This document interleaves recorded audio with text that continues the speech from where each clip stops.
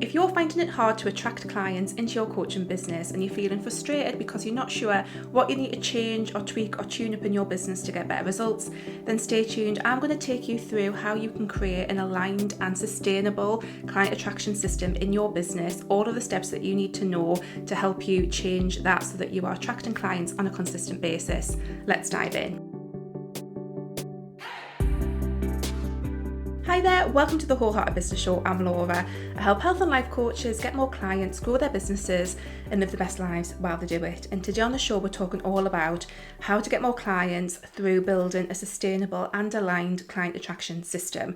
I'm going to take you through all the steps that you need to be aware of in your business, the things that you need to know about, the pieces of the puzzle, if you like, that you need to put together that are going to help you get more clients and just get overall better results. I think what often happens is when we are struggling with something in our business, we're struggling to get clients is a really common issue when we're growing a coaching business. It can be easy to focus on just one or two specific areas like your email list growth or your niche or whatever. But often we forget that our business is this combination of different parts.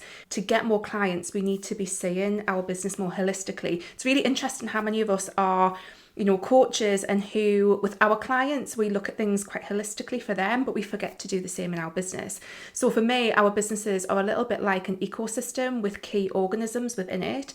And when any of those organisms isn't working, isn't thriving, I suppose, then the whole ecosystem is going to struggle. So what we're going to cover on today's show is basically these different organisms within your business, these different key pieces of the puzzle, if you like, and what you should be aware of for each particular one, how they all come together and how this combined is going to help you get more clients. I've got a really great example at the end as well. And just to say, this is something that I cover entirely within my program Wholehearted Business, which is currently open for enrollment until the 13th of May 2024. So if any of this sounds good, if you've been struggling to attract clients into your business, if you just don't know what you should be working on right now in your coaching business to get better results, if everything feels a bit overwhelming, if you just know that you're ready to get some support in your business, then please do check out that program. It is a fantastic program. I'm so chuffed to be delivering it. It's over 12 months.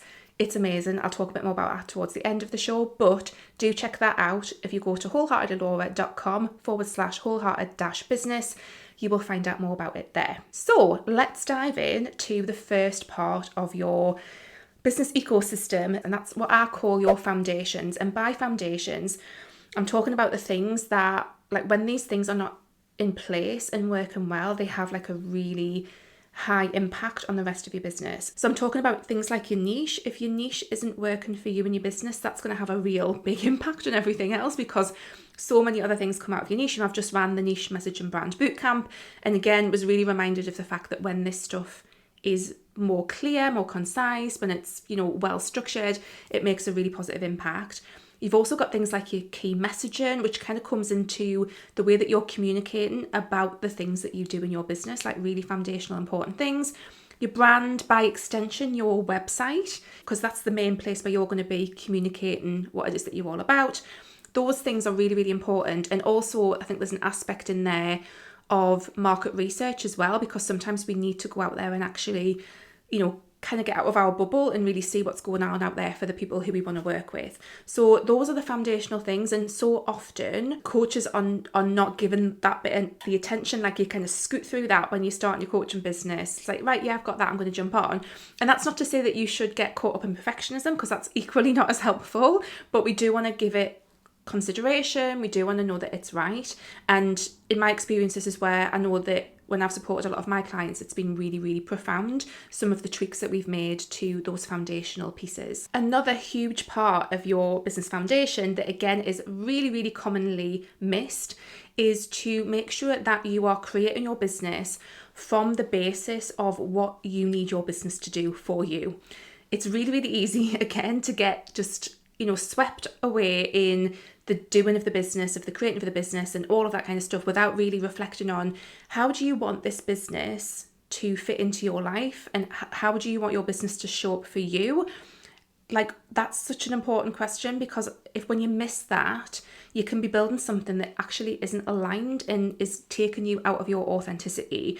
this is something I've really been thinking about quite a lot recently, is that a lot of common business advice like seeks to take us out of our authenticity, and that is really unhelpful, because when we are not being our most authentic selves, it's really difficult to form connections with people, and connections are the basis of us being able to get clients. So it's really important that we are looking at how we are making things more authentic to us. And I think a really great way to do that is to look at the very core level of your business, how you are building your business up so that it suits you as an individual. And we're all very different. What we need from our business is going to be very different. The income that we need from our business to make it sustainable is going to be different. The way that we want to show up to deliver our offers and to market our business is going to be different.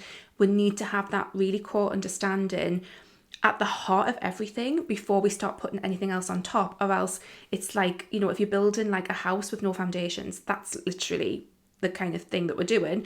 We want to have that in place. And trust me, from someone who's had to go backwards, who didn't do that at the start of her business, and who's had to kind of go backwards and start to really examine this and look at, how is my business meeting my values, and how is it meeting my core desired feelings and things like that. Like, how can we do that? Because when we do that, it means that we're more likely to enjoy our businesses, they're more likely to meet the needs that we have, we're more likely to be more productive and actually get more done, and much more likely overall to be successful. So it's a really key part of your business foundations, is to go through a process that allows you to create a business model that is based on that as a starting point. For example, for me, and like I say, I've had to kind of go backwards a little bit, and this has very much been a process that I've gone through after I started coaching.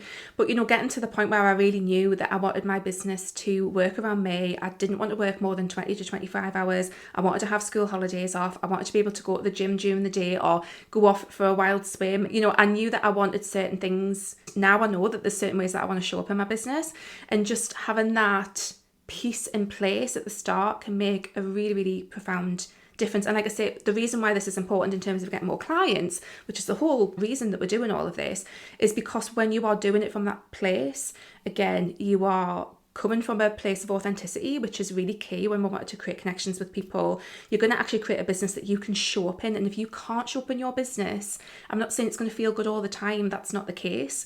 But when we can show up and feel good in our business, we're more likely to do the work that is going to get the clients. And again, niche, message, branding, website, those are all really core parts of what we need to have in place if we want to get clients. The next key component or organism in our ecosystem is our marketing. Obviously, quite a big deal is how we're actually putting ourselves out there, being visible, being seen, being found by people who are a good fit for the services that we offer.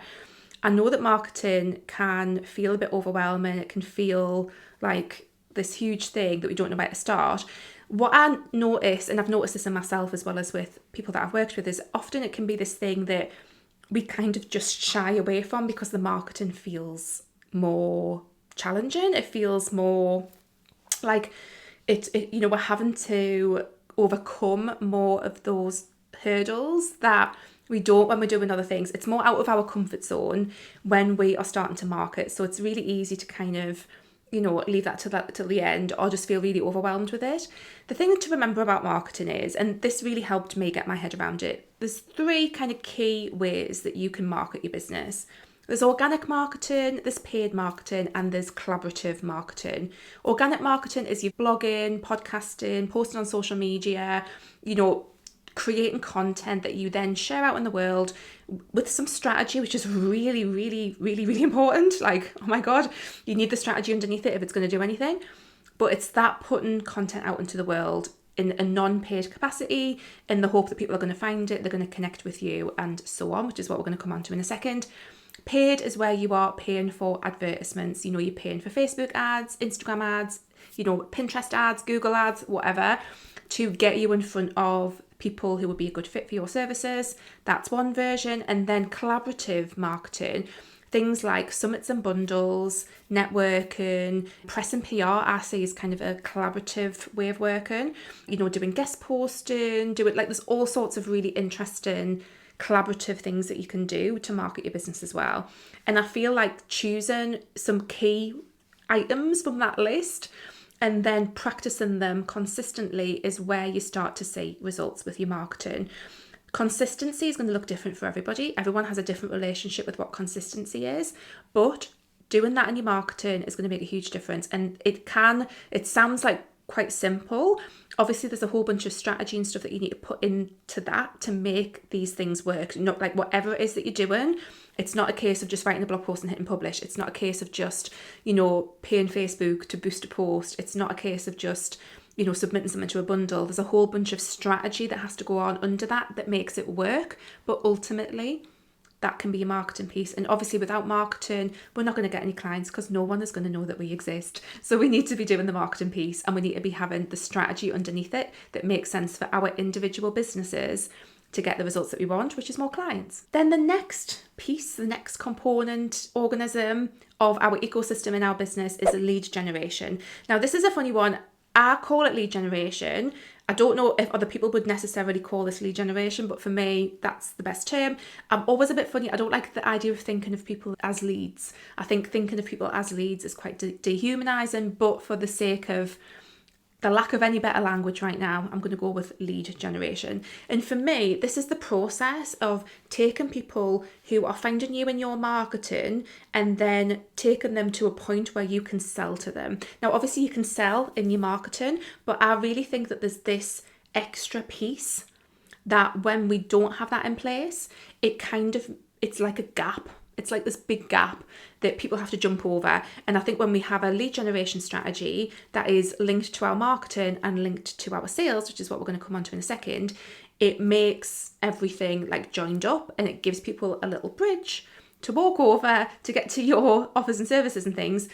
So we want to have an intentional approach to lead generation. And for me, a lot of this is rooted in email marketing, just to, add an extra layer in there. But basically, it's what are we doing to take the people who are finding us, who we're interacting with in our marketing, to a point where we can sell to them more consistently. Like, what is that process? For a lot of people, that's the typical freebie funnel type thing. That can work really, really well, but there's lots of other ways that you can do that. And again, if you don't have the right strategy underpinning that makes sense for your particular business and your particular goals and your particular niche and all of that, then this is where things can fall down a little bit, and it can be a bit like this big gap if we're not thinking about it really intentionally. So we want to have something in place that is like specifically around lead generation and really considering what that looks like in our business. The next organism in our ecosystem is our sales.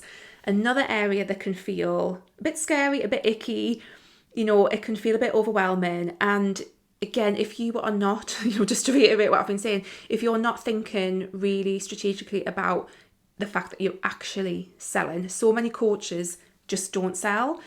They market a little bit, they might do a little bit of the lead generation, but they're not actually selling. They're not actively selling.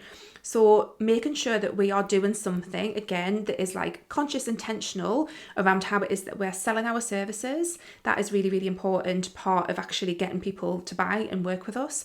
So we want to have something in place. We want to have strategies, again, in place that are taking those leads, those most interested people from your marketing who we've taken through a process of kind of getting them to the point where we can really sell to them. The thing with selling is, I think it feels icky when we think that we are trying to sell something to people that they don't need. The good thing about lead generation, about having some intentionality around lead generation, is that we are in turn, identifying the people who do need what it is that we offer. So we're offering something, we're making invitations is a really nice way that I look at it. We're making invitations to people who have a need for what it is that we have, and it might not be right for them, and that's fine, but we can make the invitation. And that's basically what sales is. There's some fancy, strategies and things we can do around that, but essentially it's like, how often are we making the invitation for people to take the next step and work with us in a paid capacity? And are we putting the strategy in underneath that makes it make sense for our particular people, for our particular offers, in our particular niche, and that it's making sense for who we are as people? Because again, this is a really key part of business where we can be pulled out of our authenticity. And I think there's always that space for reflection in terms of like, is this just the way that I've been conditioned? As especially as women, we all pick up like conditioning around sales and money. I had the episode of the show with Ray Dodd a little while ago, and she was highlighting this. We all have this conditioning, and I always think there's space for that. But ultimately, we do want to be doing things that feel authentic to us, and we will know what that is once we've been through a process of identifying, like, are we just operating according to our conditioning, and do we need to kind of reflect on that? That's the mindset piece. But ultimately, yeah, we want to be selling our stuff. Obviously, if we want to get clients, we want to be doing selling well, and we want to figure out what that needs to look like for us. And then the next part of our ecosystem is our offers. Obviously, a massively essential part of what it is that we do as a coach is the offers that we have for people, the ways in which we work with people, the vehicles that we use to create the transformations that we want to help people achieve. So the importance of offers is huge. And again, we need to, hopefully you can see kind of how these things connect up. We've got the foundations. That's where we look at our niche, our brand, our messaging. We've got our marketing, we've got our lead generation, our sales, and then we've got our offers. And all of these things need to make sense and have an underpinning strategy that works across the board with these things. Our offers need to be structured and set up in a way that, first of all, like, we want to deliver them in that way. If we don't feel good about delivering the offers, then that's going to become an issue. Obviously, they need to be priced appropriately. They need to be, set up in a way that is going to get people results, like, really key thing. So this is all really, really important when it comes into how are we actually looking at the offers, because if we want to get more clients, we need to have the offers that are well structured to meet their needs and that they can see how this is going to work for them and it makes sense. We need to have those offers working well. And then finally, the last piece of the puzzle that I like to think of in this, it's kind of, it is important when it comes to getting clients. It's kind of more behind the scenes, and that is your internal systems, your planning, and your mindset. Because again, without these things in place that actually allow you to operate your business, you're not going to get any clients. So where this falls down in terms of getting clients is things like you just don't have the system. So if someone is interested in working with you and they want to take the next step, like the process of getting money from them is really clunky, like the invoicing or the cart system is really clunky, or you don't have a cart system or whatever. Like if you're not planning and you don't have a bit of a plan, and I think with planning is really interesting because a lot of people have different relationships to planning and plan in different ways. I'm a total over planner. I love planning. I plan everything, but you might not be like that, and that's fine. But you do want to have some kind of way of organising yourself and helping you make steps towards a goal that you have, be it more clients. We want to have something in place there. Like I say, in terms of internal systems, it might be things like checking your cash flow to make sure that you're actually profitable. It might be having your onboarding and offboarding systems. Again, like if you don't have anything suitable to collect payment, that's going to be an issue. And obviously you want your plan. Mindset wise is a big one as well. So with mindset, if you are really struggling with some things that are keeping you stuck and you don't have a process for working through that, then again, like marketing is going to be difficult. Putting yourself out there is going to be hard. Being visible is going to be hard. You're not going to get any clients if you're not putting yourself out there and being visible, even in a way that is authentic to you. And again, this is where, the rubber hits the road in terms of like identifying what's mindset and what's alignment, what's mindset, what's just maybe my authentic self, and like picking that apart. And it doesn't have to be as, as scary or as overwhelming as it maybe sounds. It's just about having that awareness and bringing it into your business, because again, without that, you are more likely to not take the actions that you need to take in order to get more clients. So just to recap on those different elements of your ecosystem, we have our foundations, things like our niche, message, brand, website, that kind of thing. We have our marketing, we have our lead generation, we have our sales, we have our offers, and we have our internal systems, planning and mindset. And I really feel that when you have those things working together and you have the strategy that underpins it all, that makes sense for your individual business, that getting clients becomes so much more simple, easy. It's becomes a lot more straightforward. And that might sound like a lot of different things to consider, but actually, I'm going to give you an example right now. It doesn't have to be really super overwhelming. So here's an example of how this might look in someone's coaching business. You start off with a clear niche. You have a clear idea of who it is that you're working with. You understand the problems that they have. You know where you're taking them to. You understand what your unique solution is to those particular problems. You understand how that looks. You also understand how that is going to filter through to your offers. You also then know how to take that work that you've done on your niche to create messages. You know how to copyright it well, so you know how to write that well. You have a website that you put it on. All of that stuff's great. You have a brand that really makes sense for you, and you obviously have the foundation where you know what your business needs to look like to make it work for you and to be sustainable. Then for your marketing, let's say that you pick organic and some collaborative stuff. So basically you're going to do LinkedIn and you're going to post on LinkedIn. That's going to be your organic marketing. And for collaborations, you're going to do in-person networking. The lead generation piece of that is that when you are sharing stuff on LinkedIn and when you're sharing stuff in in-person networking, you have a free masterclass that you invite people to sign up for, and that forms part of your lead generation, which gets them onto your email list. You also just offer people to join your email list and also offer people to have a discovery call on LinkedIn and in-person networking as well. So there's a little bit of sales going on there too. The masterclass leads into a funnel of emails which kind of warm people up, tell them a bit more about you, show them how you understand their problems, show them how this is the way that you work is a good solution to their problems and where you can get them to. And you invite people, the kind of sales piece is that you invite people to discovery calls. You also build in occasionally some key events that are going to help to generate more discovery calls when you need them. Then the sales, you have really nailed your discovery calls, you know how to deliver them well, you know how to get results. You also have a little downsell offer so that increases the amount of sales that you make. And then you have an offer that you know is just perfect for your people. You've trialed it, you've practiced it with some clients, so you know that it gets really good results. You feel really, really confident in it. You love showing up to deliver that offer, and bish bash bosh, that is your client attraction system in a really, really simple way. Obviously, lots of people's businesses are going to be very, very different, but this is one example of how that can look. Obviously, as well, this coach also has fantastic internal systems. She is doing the reflection work to look at her mindset. She's in a program that helps her with all of this stuff. She doesn't feel alone. She feels that she's really supported. She feels that if she has a question, she knows exactly where to go about a coaching business to get answers. She's also really excited because she's kind of thinking that she might want to create a new passive income product because her email list has been building up really, really well.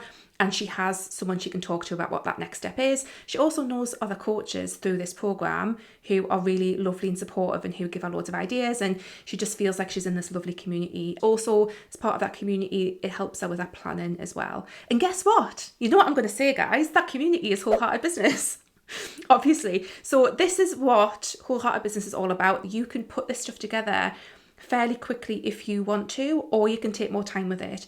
I've made Wholehearted Business 12 months, not 6 months. It used to be 6 months because I value spaciousness and I feel like it just makes sense to, put that spaciousness into that program as well. So you've got lots and lots of time in it. But basically what we cover in Wholehearted Business is lots of key things, in line with each of those different areas. So what you'll see when you join the program is that you have a bunch of trainings and resources that are organised according to those different headings. So again, foundations, marketing, lead generation, sales, offers, and the internal systems.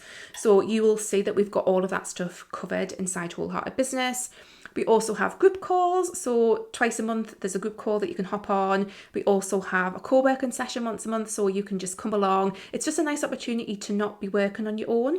We just have Zoom on. We just mute our Zooms. We all share what we're going to work on in that slot of time. And it's really good for getting focused work done towards us building our businesses.